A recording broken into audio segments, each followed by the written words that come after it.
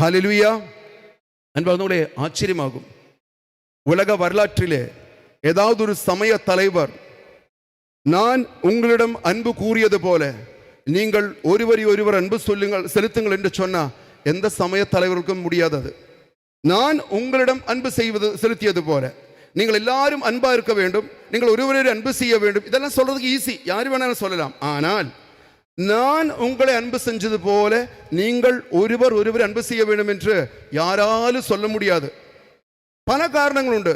இயேசு கிறிஸ்து சிலுவையில் உயிர் நமக்காக கையளித்தது மட்டுமல்ல காரணம். எல்லாரும் அது மட்டும்தான் சொல்றாங்க.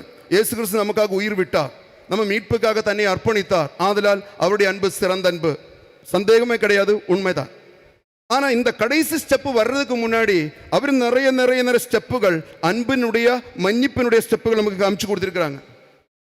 காட்டி கொடுக்க போகிறவனையும் மறுதலிக்க போகிறவனையும் உட்கார வச்சு கால்களை கழுவி அன்பு முத்தங்கள் கொடுக்கின்ற அன்பு பாருங்க, சாதாரண அன்பு அல்லாது. ரப்பி வாழ்க என்று சொல்லி கட்டி பிடிச்சு முத்தம் கொடுத்துட்டு காட்டி கொடுக்குறான் பாரு, அப்ப தோழா நண்பா என்று கூப்பிடுவது சாதாரண அன்பு அல்ல. 3 முறை தெரியாது என்று சொல்றவனை கூப்பிட்டுட்டு 3 முறை நீ அன்பு செய்கிறான்னு கேட்டுட்டு முதல் பாப்பாண்டவராக மாற்றுறாங்க பாருங்க. முதல் பாப்பாண்டவர் திருச்சபைக்கு முதலிடம் கொடுக்கிறாரு பாருங்க, சாதாரண அன்பு அல்ல. அது சாதாரண அன்பு அல்ல. விழாவில ஈட்டியால் குத்துறவனுக்கு கண்ணுக்கு பார்வை கொடுக்கிறாரு பாருங்க, சாதாரண அன்பு அல்லாது.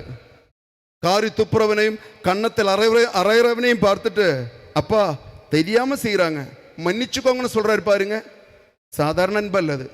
இப்படிப்பட்ட அன்பு வாழ்ந்து அதனுடைய உச்ச கட்டம் தான் சிலுவையில் தொங்கியது. அவர் சொல்லுகிறார், நான் உங்களை அன்பு செஞ்சது போல நீங்க அன்பு செய்யுங்க, என் சீடராவீங்க, என் மக்களாவீங்க.